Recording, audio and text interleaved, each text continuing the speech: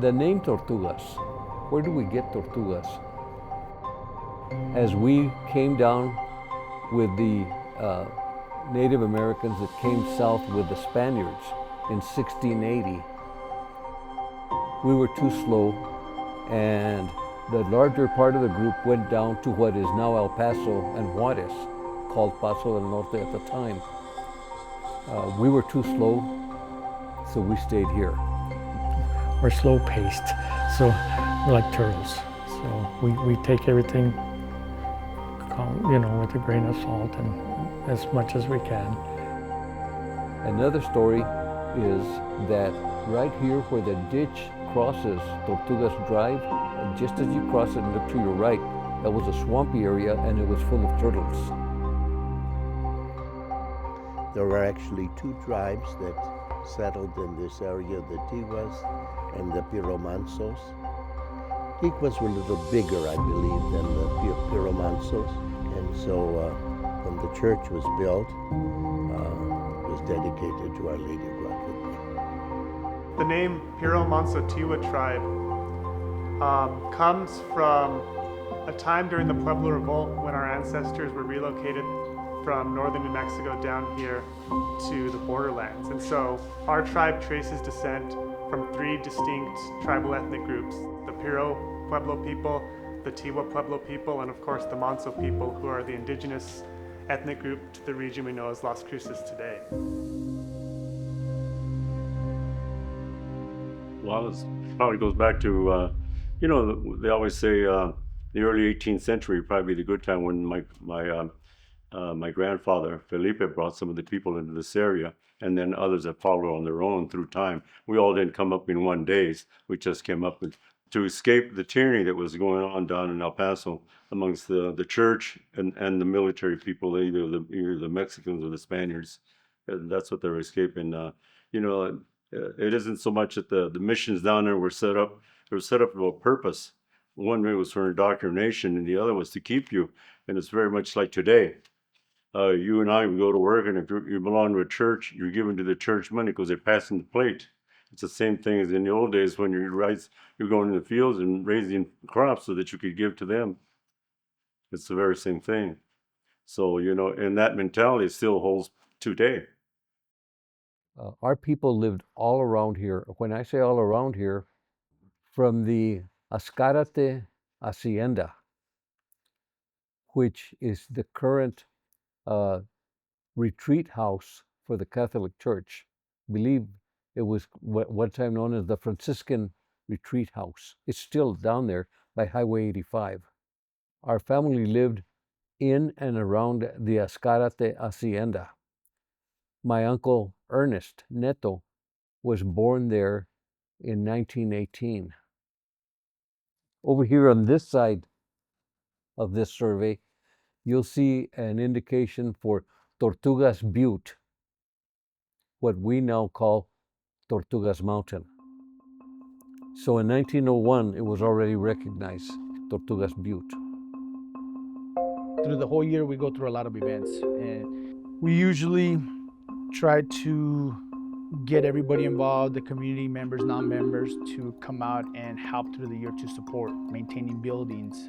We do enchilada dinners that we do here to support, and those enchilada dinners are for the profit for the fiesta in December to offset all the costs that go through there. We have 4 different dance groups that will dance, and all our dances, when we're dancing, is their prayers. It's something sacred. You know, it's prayers to our ancestors, prayers for us, prayers for the future. They're solemn dances, and it's not commercialized. We're not being about commercial. People don't understand what it necessarily means to have these ancestral traditions that you carry forward. And so yes, there's the church group primarily does what are called matachinas dances. And I think there's a lot of confusion about what a matachinas dance is. It's a dance with a provenance that's really complex, but it comes from Spain via Arabic influence. And it's a church dance commemorating the light overcoming darkness that was brought to New Mexico, and various Spanish communities around New Mexico do this dance. And then we have the 2 matachina type of dancers, which one is the Azteca Guadalupanas, and the other one is Azteca Chichimacas. They have war bonnets, and they have, we used to call them Indios de Carrizo because they had bamboos with bells on their leggings. As soon as you hear it, you know what song you're dancing, you know what your steps are going to be, because each step is different. It's the same but different, if that makes sense. My dad was the one who played the drum for the Matachines, Guadalupanos. So for me, I think it's less about the exact things that we're doing or the motions that we go through for ceremony. I think what's important to me is just taking the time to be present with the tribal community and to come together and to know that when we're practicing our traditions and our ceremonies, we are serving as a bridge between our ancestors, right, and doing what they have always done before us, and the next 7 generations who are going to continue on these same practices after we're gone. Not only being connected when I dance and when I hear the beautiful drums, but not only that, of course, that's going to be in all of our bloods. We're all brothers and sisters. It comes down to a promesa.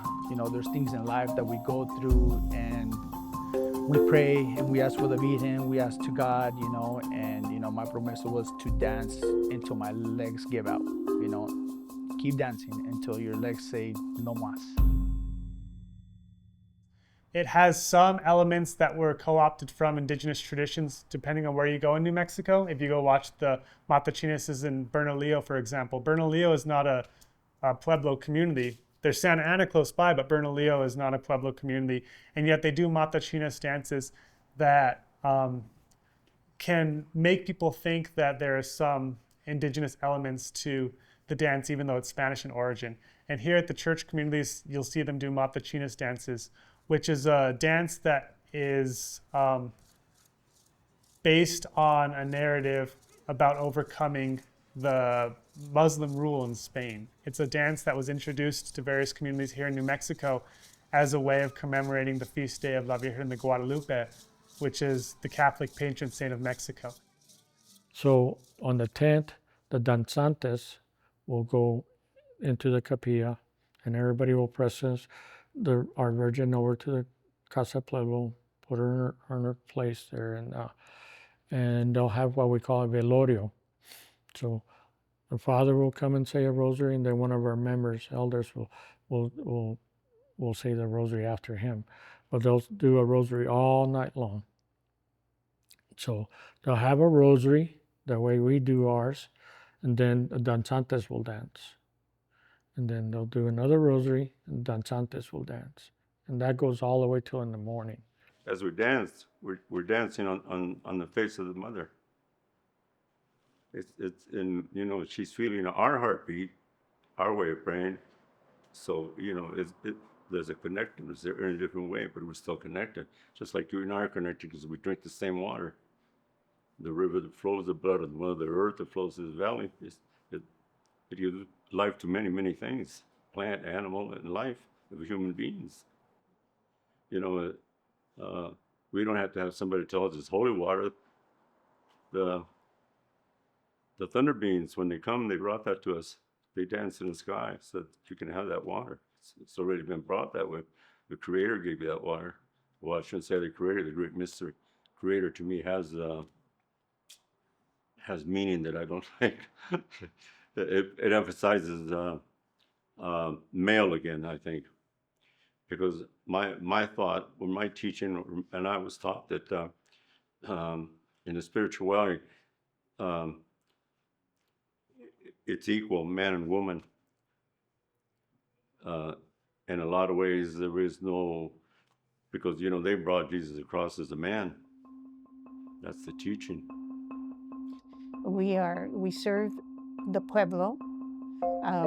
The domain actually is Casa de Comida, maintaining that, cleaning it up, making sure that there are always provisions for the fundraising dinners, for the appreciation dinner, and of course the biggest thing is having enough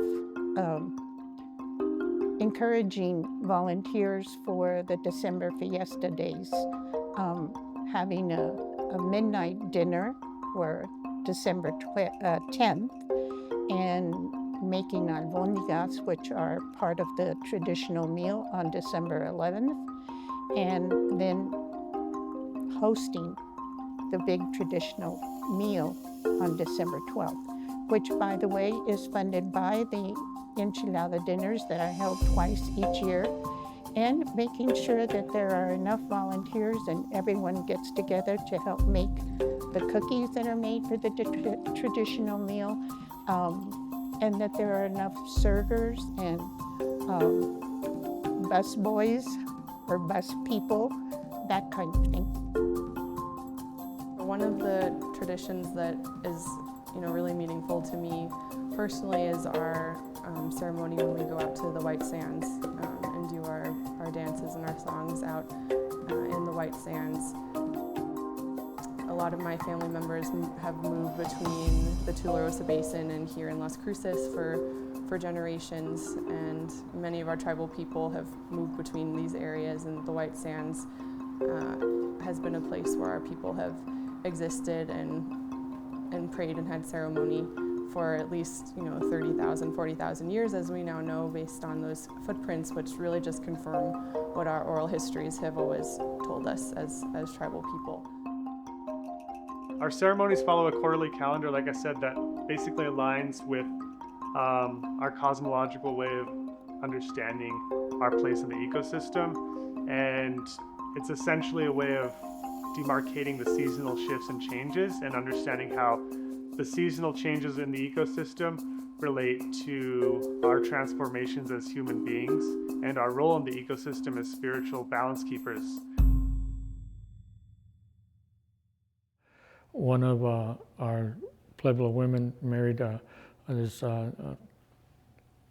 Patten, Eugene Van Patten, and he was several things, and he's the one that was. We have 40 acres here, and he's the one that got us the 40 acres for the Pueblo, and he incorporated us in 1914. So we were actually in the first book of corporations in New Mexico, it's one of the first few corporations of New Mexico. But he did that to preserve us, to protect us, because back then there wasn't federal recognition for Native tribes. And that was one way he did that, so we could retain our culture, our traditions, and still pay homage to our Virgen de Guadalupe, which is, she's our patron saint, and she's the Pueblo revolves around her and around in our native ways. There's a person who's unfortunately well known around Las Cruces. His name is Eugene Van Patten. And he was born in New York to immigrant parents, but during the outbreak of the Civil War, he decided to join the Confederacy. So he moves to the South and joins the Confederacy and fights on behalf of the South. And he decides to move to Las Cruces, and he, along with a few other non-tribal people, formed what they called the corporation, which was basically a church organization that was used to take away land from our tribal people. Because our tribal families had land grants that were in Bosque Seco, Tortugas, Las Cruces, Rincon, Doña Ana, all over this area. We all had various different tribal land grants. And he basically stepped in, formed a corporation, and got a bunch of our land signed over to him. So our tribe is separate from the church and the corporation, distinctly because we're a Native American tribal group that continues our cultural traditions that the church does not. Some of the people were here because of just the community, you know, and there used to be good places for fields and, you know, and a good rabbit hunting and gathering stuff. Then when Mr. Van Patten came about too, he was the land commissioner, and that's how we were able to get the land. But he also owned his ranch up there by Dripping Springs. Like I said, it was just a land grant that came after Las Cruces in 1888 that some of our tribal members were able to get land grants in over there and own land in that region. And then eventually Eugene Van Patten kind of went in there and took that land. A gentleman named Eugenio Van Patten saw our people were scattered all around here and trying to help us. And so he applied for a land grant, which he was able to obtain. He obtained a land grant from the Doña Ana Bend colony. And on January 8, 1909, approximately 35 acres around us here were deeded to the commissioners of Guadalupe Pueblo. Guadalupe Pueblo is where we are located today, physically, us. To the north of us is San Juan Pueblo, which existed before Guadalupe Pueblo in 1909. The dividing line is San Francisco Street, which is just to our north there. It's a narrow little, practically an alley, but that is the dividing line between Guadalupe and San Juan. I think because the history has a lot of layers to it. And at one point, there was a land grant that opened up that was commonly and colloquially referred to as Tortugas during the time the NMSU also received the land grant. And a church was built over there in Tortugas because the church here, St. Genevieve's, which is the first mission in this neighborhood, they didn't want us doing any tribal dances over here. And so it's been an ongoing search for a tribal land base to be able to maintain our cultural practices. But yeah, the misconception with Tortugas comes from a time when the church kind of stepped in and did the same thing with trying to ingratiate and eventually get rid of our tribal ways of living. He was instrumental in Tortugas Pueblo getting the land grant from the Doña Ana Colony Bend grant. He had a summer residence at Dripping Springs. He was a good man. He helped us. The Pueblo actually existed before the parish did. The parish is 108 years old, and the corporation's older than that. I don't exactly know the date. Anything that we do on our tribal people, so what we do, we have a tribal role for the sake of us identifying ourselves to the federal government. In a sense, you might say, anybody on our tribal role is indigenous to the area and can prove their ties to the tribe. Everything that goes on in Tortuga is co-op from the people, us. Some young men or women, they might be lost. And, we've had people come in from all over the US of A to climb the mountain, to be at our fiesta. And they see the culture, they see the faith. My goal is I want to see where Tortugas Pueblo is going to be in another 100 years. And I'm not just talking about our groups, I'm talking about this whole community and the other dance groups. Because if we work together, we can go further. Tribal sovereignty is inherent. It's not something that we receive from the federal government, but having that recognition from the federal government will allow us to have the resources to, better take care of our people, to take care of our lands, and it's time for the government to recognize us as the original people of this land. Because we have a strong corporation and a strong bylaws and traditions, I see it, we see it going for 100 years, another 100 years, 200 years. But in reality, you got to look at the people. Are there a lot of tribal members in Tortugas? I hope not, Why do you hope not? because that's not where they belong. Where do they belong? They belong with us.